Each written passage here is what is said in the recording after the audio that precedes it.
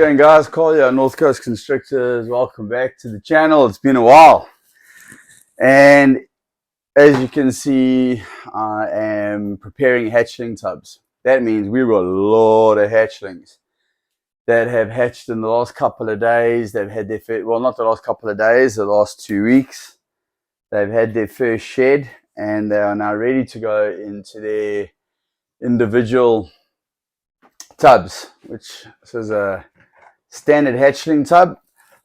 Okay, please don't ask me the size. Okay, I can't remember offhand. All I know is that this is a hatchling tub, and once they outgrow that, then they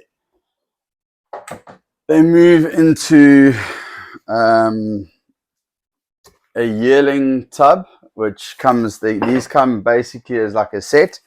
So 2 of these hatchling tubs fit into a yearling tub. So as the hatchlings grow and they get too big for this, we take them out and we put them in this. Okay, now obviously it halves the amount of space in your rack. So if you've got a 60 hatchling tub rack, when they go to yearlings, you can only fit 30 yearlings in, which is the reason why I have these other racks here. These are all, I don't know if you can see them. You can see them from here. These ones here. Okay.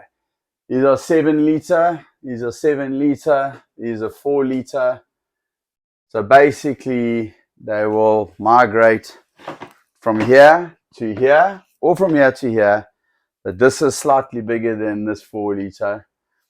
So I'll put them from here to here, and then from here into here, whichever works. It doesn't matter there. From there, they go into the 7 liter racks, tubs. And then from there, they go into the 10 liter, which is in another snake room. And then from there, from the 10 liter, they go into these tubs over here. These are my 30 liter tubs. These are the adult breeder tubs. Please excuse the mess, guys. Substrate, water, things. The biggest tubs that I've got, which I'm kind of, well, I have to keep. I've got a couple of these racks, are these 46 liter tubs. Put all my biggest girls in there. I've got quite a few of them. I've got, I think, about 20 in total. There's 8 here. I've got 6 in another room. And then behind, yeah, and I'm trying to get rid of those because they take up quite a lot of space. They're basically the same floor space as the 30 liter. These are 46, but they're just higher. You don't need the height, to be honest. These are 26 liter as well. Okay, these are the old style 26 liter. This is empty because this female laid yesterday and she is in a completely new rack. That's a nice project. She was a pastel pinstripe exantic, and I paired it to an orange dream clown. So I'm working on the exantic clown project with orange dream, pastel, and pinstripe. So unfortunately, I got 3 slugs in that clutch, but I got 4 good eggs. They're 4 good eggs, good veins. She was a first-year breeder. She was a small female. She was 1,500 grams. I've spoken about this before, about breeding, and I know there are a lot of guys that have been doing it for a lot longer than me. You know, a lot more than me. Okay, but what I've realized in the 4 seasons, I'm going to my 4th season. So my just finished my 3rd season. Well, almost.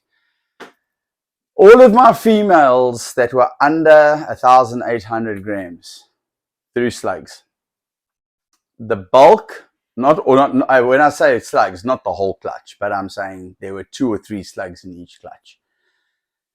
You get slugs in clutches that, I mean, I had a 100% double het exantic pod. Where's she? That's not her. This one here is supposed to be dropping for me any minute now. That's just a pastel. There we go. This double 100%. This girl here, she's a big girl, but you know, she's back on food. She laid eggs. She gave me 9 eggs. 8 were slugs and 1 was non-fertile. It was no veins, nothing, zero. And last year she gave me 10 eggs, and every single egg was fertile and healthy. And she was 3,500 grams. So that doesn't mean that only your small snakes can throw slugs. Your big snakes can as well. However, all my smaller snakes threw slugs. The bulk of my big snakes that are 2,000 grams plus, hardly any slugs. Okay, so guys, let me just run through this video quickly. I'm just going to show you how I set up my hatchling racks. I'm always looking for. I need a whole snake facility. I need to become another Justin Kabolka. So what I do is I've got my roller paper towel like this, okay, and you can see I've been folding on the table here. And what I do is these are the perfect size. I fold them in half, boom, and I make a nice big pile. Okay, all right. So I'm not gonna do them all. Now what I do is I take the hatchling tub, take the Colton paper, and I put it inside like that. Okay, all right. For the hatchling, boom, there you go. Take a nice clean. I use glass. I know a lot of you guys use plastic deli cups. I use glass because they can't topple them over, and they fit perfectly inside the hatching tub. And I fill it up to where my fingers are. And sometimes they get inside and cool off. But when I was using those plastic deli cups, I was changing hatchling tubs all day long because they would just try and drink water and top them over. The glass is, it's more expensive. It's a lot more expensive. But you only have to buy them once, and you know, if you want, I'd rather pay the price and not have the headache. Okay, so that's a hatchling tub ready for a hatchling. I'm going to do all of these. I've got about 30 hatchlings that I've got to put in to the hatchling. That hatchling rack is full, but there's about 6 tubs at the bottom there that need hatchlings. That's almost full. There's 4 at the bottom there. And then I've got what you can't see. If I close this door here, you might be able to see this hatchling tub. 60 hatchling tubs or 30 yearling tubs. I've got another one right next door to it. So I'm not going to move the camera around. Same, exactly the same as this, okay? 60 hatchling tubs, 30 yearling tubs. I've got 3 of those. This is 40. It's still not enough. And then I've got these hatchling tubs over here. Plus I've got other hatchling racks. But different styles of racks and different styles of tubs. So let me just, because obviously what's the point of making a snake video without showing you some pretty cool snakes? Okay, so I am, as most of you are probably aware, I love the sugar gene. I love sugar, calico sugar, whatever you want to call it. It's like banana coral glow, pastel, sugar, calico, same thing. Now, I have produced some of the, if I do say so myself, some of the most epic looking sugar pastels that I have ever seen. And I look at a lot of sugar pastels. Okay, man. It's the stupid reflection in my eyes. Okay, guys, let's concentrate on the snake. Okay, look at these beautiful high white sides. Okay, absolutely stunning snake. Look at that. Look at that for a sugar. Look at that for a sugar. Wait, there's more. I've got another one exactly like her. I haven't sexed it yet. I'm not going to sex yet. I'm going to sex when I put them in the tubs. Okay, beautiful. Love high white sides. Love the high white sides. I'm not sure if this is just a low expression sugar, but it's definitely pastel. Could be sugar, but probably just pastel. Okay. But let me get to one of these snakes here. This one doesn't look like it's shed, but this one has. It's almost black and white. In fact, we almost mistook it for Exantic. Okay, this is a super pastel sugar. Super pastel sugar. Absolutely amazing hatchling. Super, super stunning. Love it. If you want to know why I'm wearing gloves, I'm just sick and tired of getting snake shit and crap. And I can dirty substrate on my hands. My fingers are taking a beating. Like F10 and scrubbing, and my fingers are splitting open. I've been cleaning the retic tanks today as well. So yeah, let's just have a look here. How many of these? Oh, here's another stunning one here. I made 2 of these, by the way. This one looks like it hasn't shed out yet. This one's still got a shed out. Okay, this is also a super pastel sugar or super pastel calico. Whatever you like, guys. Whatever floats your boat. If you like to call them calicos, if you like to call them sugars, you do you. Okay.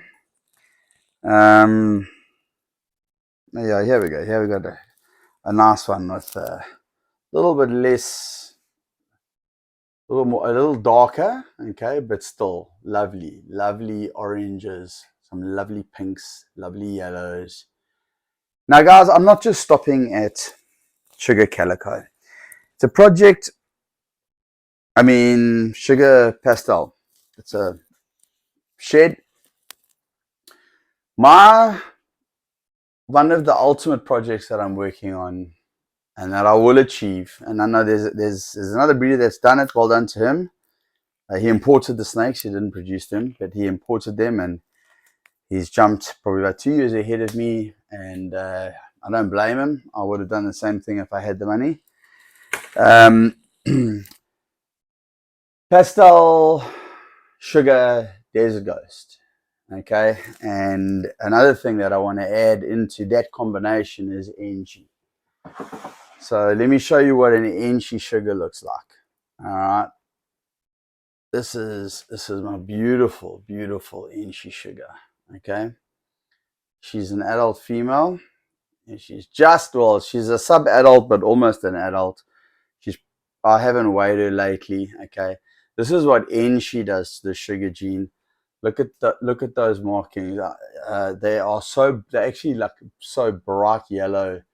The camera makes it look probably a little like more brownish than what they are, but trust me, guys, they are as yellow as you can get. Okay, now imagine taking this snake with pastel, because this is just an NG sugar. Pastel, NG, desert ghost, and sugar. That is going to be, that's what I would like to do. And then just to throw in something else special, I'm going to throw in lace. But lace is an incomplete dominant gene. You get the super form. So you can get super lace, which is called white lace. Now, so the goal is a pastel, NG, sugar, desert ghost lace.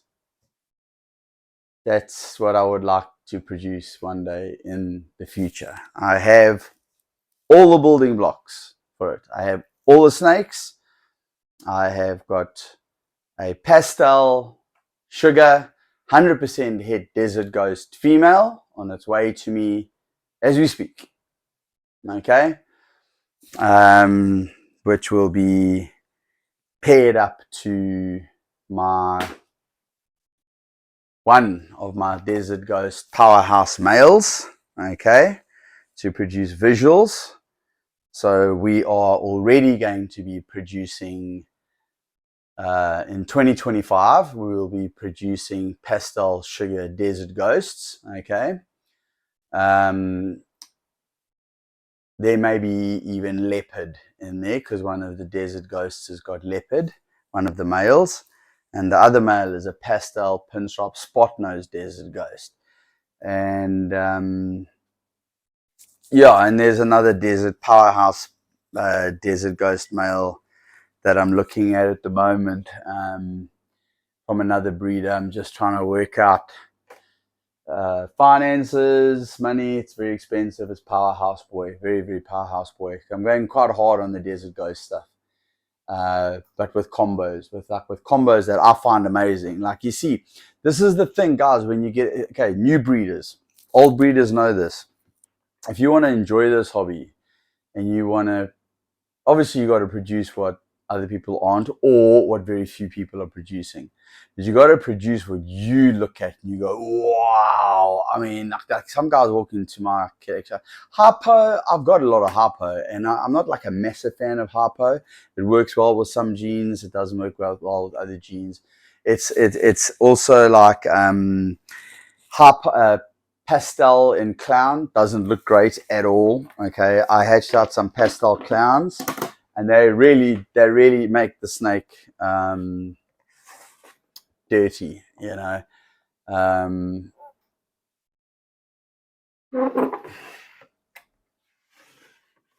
So I'll just pull out two here. One's in this water. So I mean, look, it's a clown and it's a pastel clown and whatever.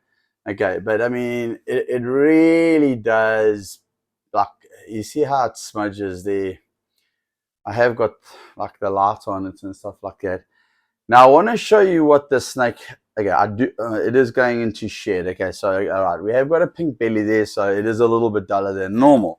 But I want to show you the difference between this snake and what I believe, and I've taken some flack over this. So if you guys are watching this and you're one of the guys that are giving me flack, I'm talking about the lace project and my clown lace project. Okay, a lot of guys in South Africa don't believe I've got the lace gene, and there are other breeders that know I've got the lace gene. Okay, and I'm talking about breeders from overseas and breeders here from South Africa. Okay, so I want to show you the difference between what is, I know, for a lace, a pastel clown, and I want to show you a pastel lace clown that hatched out last season. Okay, all right, I'm going to put the two together. One's obviously going to be a lot, it's a year older. Okay, all right, but I'm going to show you what a difference lace makes in pastel. Yes, it's supposed to be a little bit, I would like it to be a little bit more yellow. Okay, however, look at the difference between the two. I believe this to be a pastel lace clown. Okay,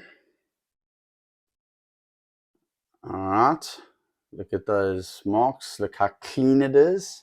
Yes, it's a little smudgy, but it's not like that.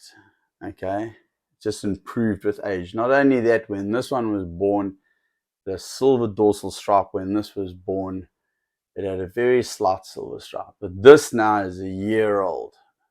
Okay, and it is phenomenal. I mean, you can check the lace markers. I'm not going to go through the whole lace thing with you guys, but I just want to show these are supposed to be pastel lace, both of these. Okay, you can see they're two completely different snakes, and this is a year older and it looks better. So that's what lace does. Lace is an enhancing gene. And I'm not even pulling out all my laces, guys. I've got, and just for the record, for those of you that are watching, I have not marked my lace tubs as lace. I've marked them as possible lace. Okay, I've kept back every single hatchling that I think has got lace, every single one. Even if it doesn't, even I've looked at the markers and think, nah, it doesn't have lace. I've kept it back, okay, from what I produced last season. And I've got another 2 clutches of eggs to hatch out now with the same sire, which should have the very, very late goer. We should have some more laces this year. In 2025, I'm going to breed those females back to the siblings, or back to the father, back to the brother, back to the father. And if I get white lace, then I know that I've got lace. Okay, so guys, that's that. This is just one. I'm not putting these in hatchling racks now because there's still 2 snakes to shed out. But what we have got here, please excuse me while I disappear off my screen. Guys, clowns galore.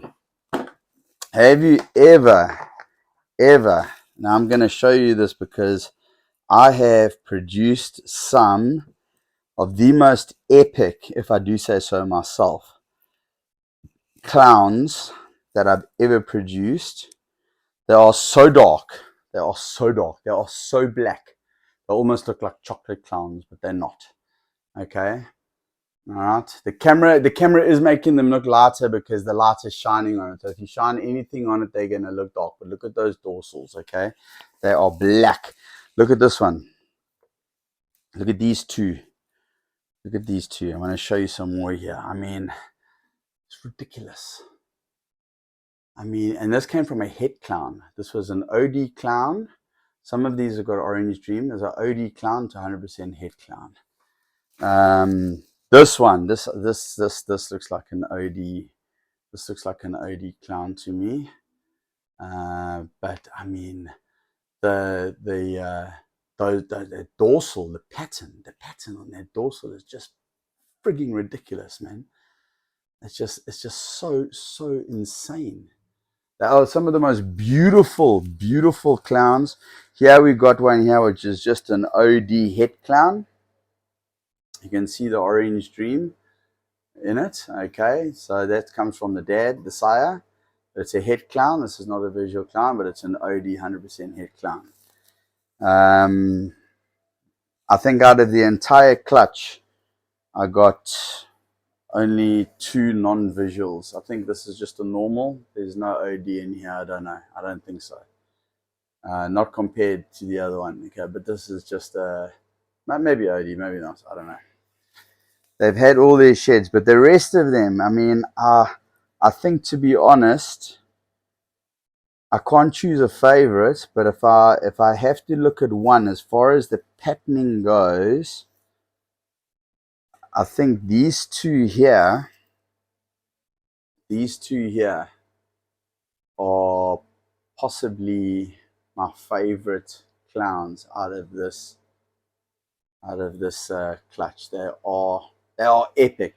And as I say, guys, I've got the light shining on them. But when you take the light off and you're looking at them in natural light, those dorsals are black. I'm not even talking dark brown. I'm talking black. Black. Okay.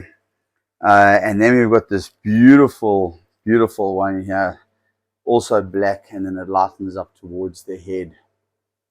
Stunning. So these are all going into the new hatchling racks, plus a whole bunch of other stuff there. But I'm going to end off now because this video is going on. We did hatch out some lovely snakes this morning. They pooped this morning, and all het desert ghosts. And we hit a beautiful pinstripe harpo as well, which is stunning. It was the only egg to survive out of 4. Terrible to lose those other eggs, but there was something wrong with the female.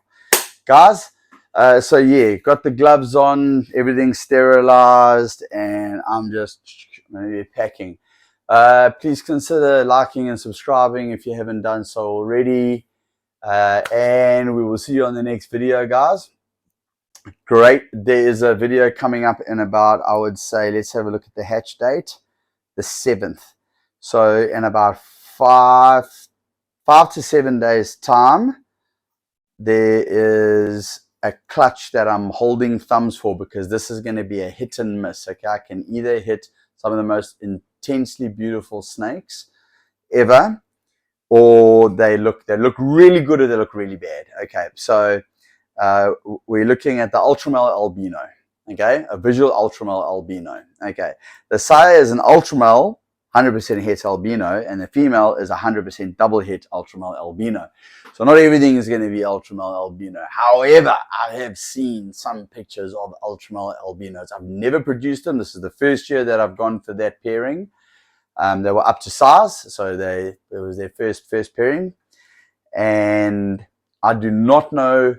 I know what to expect, and I've seen what the good ones look like, and I've seen what the bad ones look like, because it's one of those combinations that they can look really crap, or they can look literally out of this world, insane. Okay, so I can't wait. It's about a week's time that they should pip. I get my pips between day 53 and day 58. So when I say 7 days time, I'm looking at like day 59. So I reckon by the latest the next 5 days. But then I'm gonna wait, like it takes about anywhere between 2 and 4 days for them to come out the egg. And then I'll need them to shed. That's a week later. But I'll probably be, if I hit the really good ones before they even shed, I'm going to be doing a YouTube video on it. Anyway, guys, that's it from me. I need to get cracking on with this. I've got hatchings to get in the rack. It's New Year's Eve now. I want to get this done as fast as possible. It's a quiet night for me. When I'm finished this, I've got to go and finish cleaning the retic tanks. That is going to take me another couple of hours. I've done 2. I've got another 5 to do. And that's going to take me up until late tonight. So let me get cracking and stop procrastinating. But I had to drop another YouTube video for you guys. Oh, shit. Ending off on a good note. I can't believe I got to show you. I've got to show you. I've got to show you. Where is it? Where is it? Where is it? Where is it? Where is it?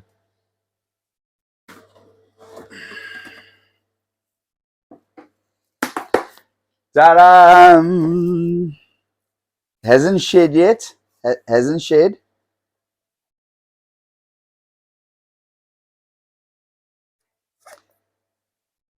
Didn't hit it last year, but it hit it this year. Only one. Dreamsicle, baby. Lavender albino pod. Visual lavender albino pod. This was the goal this year. This was the snake that I really wanted. Okay, there's 2 that I want to make. Okay, so I've still got a clutch of eggs in the incubator. Okay, it's a Desert Ghost project. I'm not going to go into the combos now. When I hatch them, then I'll drop the video. But I was going for dreamsicles. This was 100% double hit to 100% double hit. So the odds of hitting a dreamsicle were just like crazy. I got one visual. Then I got one visual lavender albino 66% het pod, because it's a head-to-head pairing. And then I got 2, and they look shitty right now because they're about to shed. I got 2 pods, 66% het labs, okay? Lavender albinos. So, and then the rest of them, they're all 66% double het. Lavender albinos pods, lavender albino pods. Okay, so they're all for sale. The visuals I'm keeping back, and they're going straight back into the Dreamsicle project, because when we're talking Dreamsicle, we're adding black pastel and Enchi into our Dreamsicles. More secrets I'm giving away, but who cares? As one of my former friends and colleagues said to me, it's not a competition and it's not about the money. Well, I don't know about that so much, but I don't really care. If you guys produce them and you do it first, great, awesome. I wish you all the best. I'm one of those guys that'd like to see everybody succeed. You see, I don't do this for the money. Okay, let me rephrase that. I don't need to do this for the money. I have got a company that I own. In fact, if I didn't do this, I'd have a lot more spare cash with my business. Okay, I make a really good living off my other business, and I pump money into my ball python. I've been doing it for 3 years, and it takes 5 years, minimum 5 years, guys, to start producing and making money off your snakes. And not unless you're a millionaire and you go out and you start buying snakes that are already visuals from Justin Kabalka, or Always Evolving, or the top breeders in the world. You don't have to start off with hets and one power male and a whole bunch of het females and do the long route like us kippies have to do it. Okay, all right, that's how I had to do it and why it takes so long. Okay, but I've got a passion for it. I love it. I obviously want to produce snakes that I can make money off, so I've got some spare cash. Make no mistake, I'm putting money into it before I'm going to see a return. I'm not going to see a return on my investment for a good 5 years. And every single month I'm paying in. I've got to breed my own rats. I've got to feed my own rats. Lots of substrates. I've got about between 500 and 600 snakes. Never mind the retics, never mind the doomerals boas, never mind the rainbow boas, never mind the carpet pythons. Yes, we're doing it all. We've diversified Northcoast Constrictors. We've got rainbow boas. We've got carpet pythons, Bredlia, Marilia, central carpet pythons, Australian, Brazilian rainbow boas. We've got Colombian rainbow boas, doomerals boas. I decided to keep them. I'm going to breed them. I reckon we're going to go for it on that. And obviously the ball pythons and the reticulated pythons, we're going to start breeding. I could have bred this year. I called it quits. I didn't want to breed this year because of the snake market. I have a feeling though that 2025 market's going to swing. I think the market is already swinging. I can already see an upturn in snakes. I think next year is going to be not a bad year, but I think 2025 is going to be good. I think 2026 and 27 are going to be epic. Epic. Think positive, guys. Think positive. Affirmations, affirmations, affirmations. That's what you got to do. You got to think positive, because if you think negative, then negative shit's going to happen to you. Okay? Negative shit happens to everybody. But if you think positive, you attract positivity. Okay? So that's what I'm trying to do. Everyone's going, oh, the market this and the market that. I'm going, yeah, fuck the market. Everywhere. Own a restaurant. Jesus, can you imagine being a restaurant owner during COVID? Okay, I don't want to make light of this, but I had friends commit suicide during COVID because they lost their businesses. Restaurant owners. Morbid. I'm sorry. I didn't mean to. Don't want to end off this video on a morbid note, okay? We're still breeding our ball pythons. We're breeding for ourselves. Take this opportunity when the market's in a bit of a slump to breed for yourself. Concentrate on your genetics. Concentrate on the snakes that you want to breed, the ones that you've got a passion for, because those are the ones that you're going to sell. Because when you're talking to a buyer and someone's looking at your snake and you're talking about selling it, and you've kept the ones that you want to keep back and you're selling it, and you know it's a good snake and you're passionate about it, you're going to sell that snake. You're passionate about it. I mean, someone comes, oh, you got a hypo for me? Yeah, I got a hypo. I have to try and psych myself up. So that's why I'm slimming right down. I'm cutting down from 600 snakes down to about 150, 200.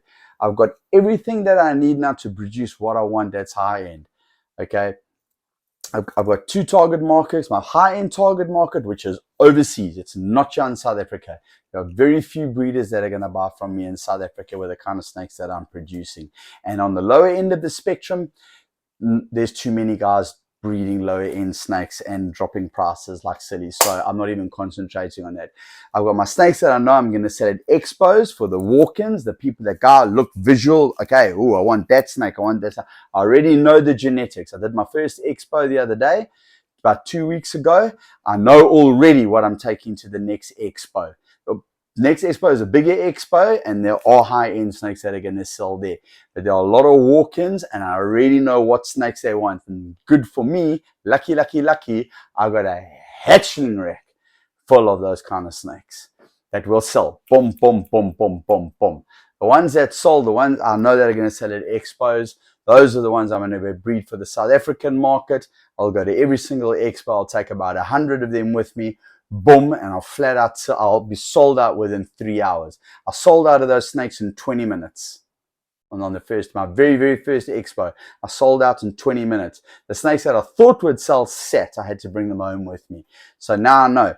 The other snakes that I'm breeding, or my high-end stuff, I've already had inquiries. People are phoning me, they're DMing me on my Instagram. Oh, we want this, we want that. I'm like, sorry guys, they're holdbacks. They're going to be breeding for 2025. When I breed them in 2025, you're more than welcome to have their hatchlings, okay? So that's why I say 5 years. I've been doing it for 3. This is my 3rd season, my 5th season. That's the season that I'm going to probably start seeing a return on my investment.